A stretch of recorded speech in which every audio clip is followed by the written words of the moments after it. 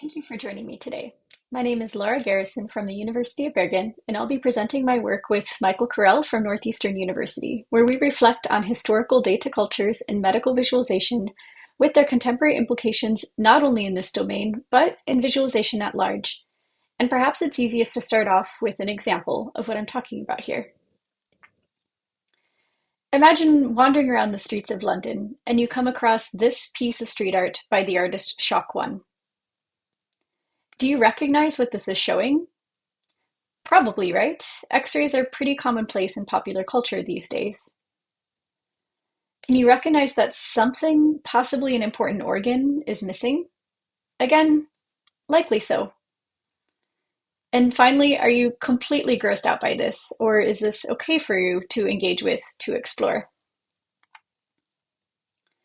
We argue that this piece, and works from medical illustration and visualization more broadly, often function as public art now, accessible and legible to mass audiences. But how did the body, once taboo and esoteric, become visually resonant and recognizable public data? This mass readability isn't universal, nor is it inevitable.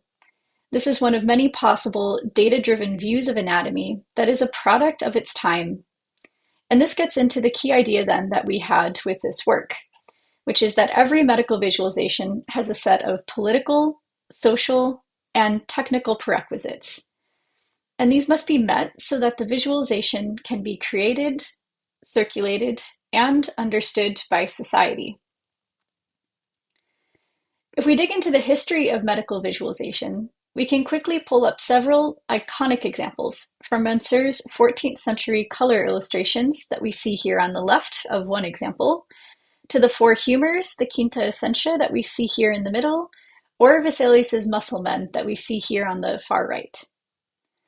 What we're interested in then is not just these individual works, but the circumstances of the time that enabled such works to be created, circulated, and discussed in the first place. And these circumstances are what we refer to in the paper as data cultures. And a quick note on our process. Although both of us are embedded in CS faculties, the research process for this project looks a bit different from the usual visualization paper. We dug into archives on historical anatomy and medicine, such as the Wellcome Collection and the US National Library of Medicine, in addition to sourcing core visualization and HCI venues for contemporary visualizations. I'll touch on a few of the themes and examples that we explore in our work, but this is really scratching the surface, so I encourage you to check out our paper for additional details and discussion. One idea that we pulled from our investigation is the rhetorical work that designers through the ages have had to perform in teaching and learning how to see anatomical information.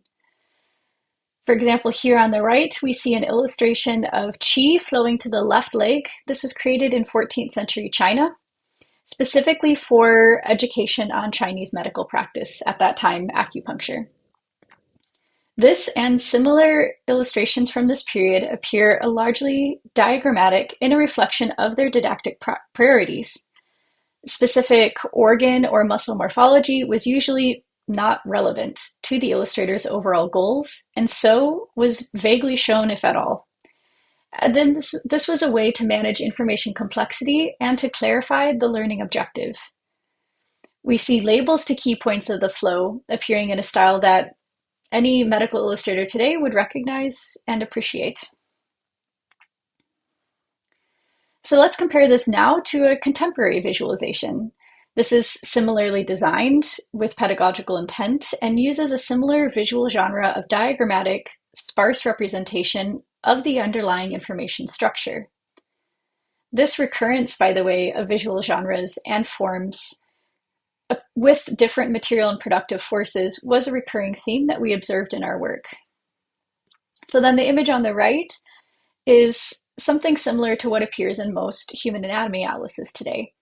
Rather than depicting the cardiovascular system precisely as it appears in the body, this work intentionally abstracts away information that does not support the author's didactic aim, which is to describe to the viewer the circular nature of blood flow and oxygen in the human body. These are created through very different technologies, which then affects, the copies made and how and where the students could view these materials. However, the interesting point here is what structures are omitted to facilitate the work's respective didactic aims. For one, the circulatory diagram on the right doesn't include the body, nor do the arteries or the veins even follow an approximation of their course in reality. This is a heavily abstracted visual designed for a particular didactic purpose, and people today just know how to read it because they're trained to think about anatomy in this way.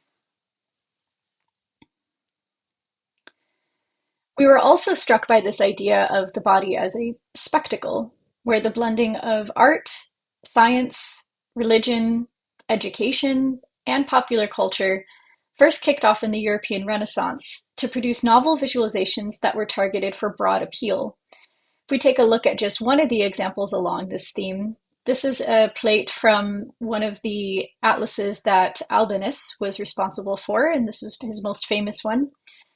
And we see technology playing a role here in facilitating the circulation and appeal of anatomy beyond the dissection lab.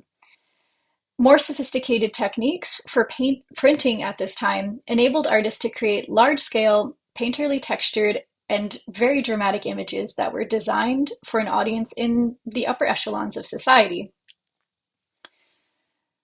We also see this showing of idealized anatomical perfection.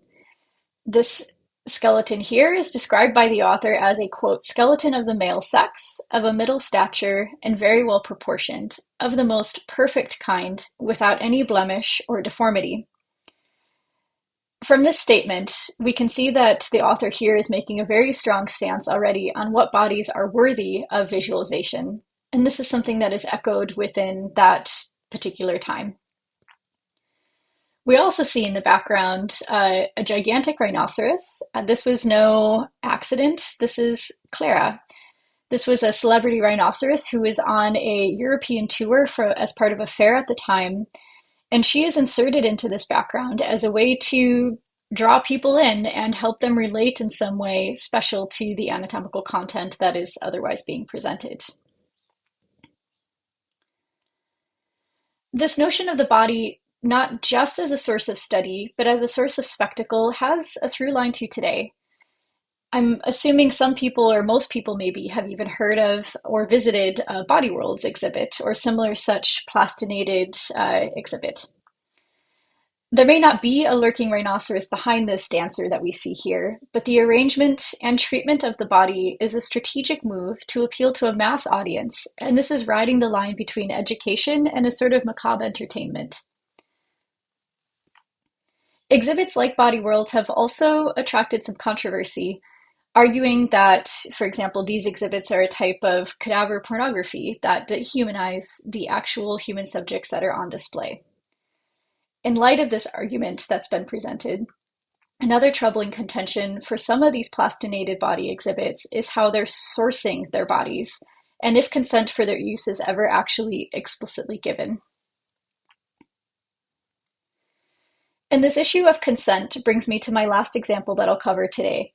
We noted a historical and even a contemporary reliance on the marginalized of society as data sources to medical visualizations.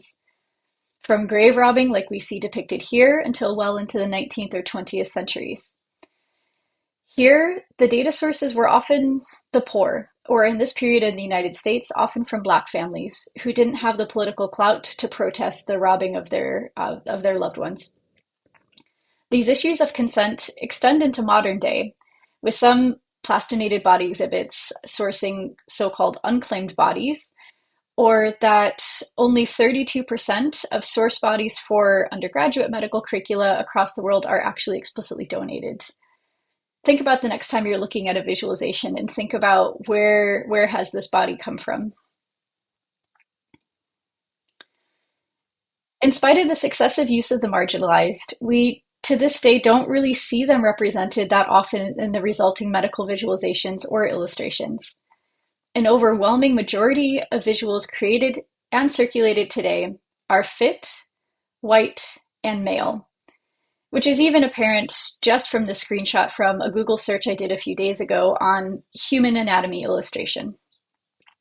This is making a strong political and social statement on who matters and who matters less in society.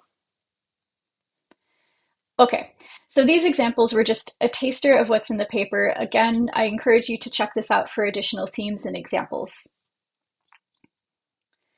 And coming back now to this point that I noted at the beginning of the talk, this idea that all medical illustrations have a set of prerequisites for creation, circulation, and ultimately to be successfully understood by an audience. These can be social prerequisites, so what are the norms of the time for showing or teaching something? They can be political prerequisites, so who has power and who doesn't, and how are those without power included? And they can be technical prerequisites, thinking about how is a thing made, how can it be, for example, mass distributed? And these prerequisites provide a context that still affect medical visualizations that we're creating now. This all determines what is shown and what is seen of the body. The underlying data source, the body, hasn't changed over the centuries, but what has changed are the social norms, the technologies for capturing and circulating these data, and the cultures into which these are received. And these aren't just issues for the body and medical illustration. These issues extend into the way that we think about and approach visualization more broadly.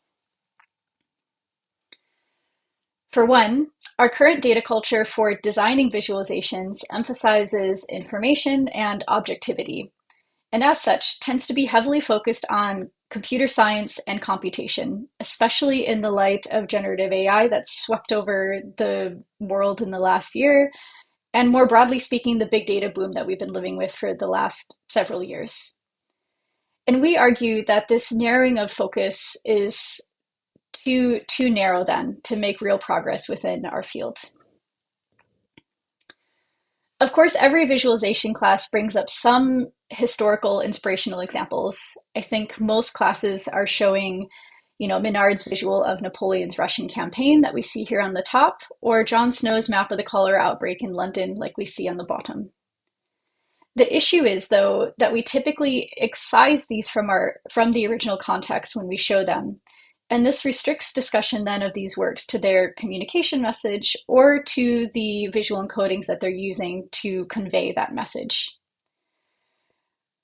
We argue that there's so much more that we can use and learn from different points in history with certain cultural or social factors that can be echoes in some ways of what we're dealing with today. We can learn from these historical designers for how they solved these problems and how the public received those works and see how that context still is similar or different to now.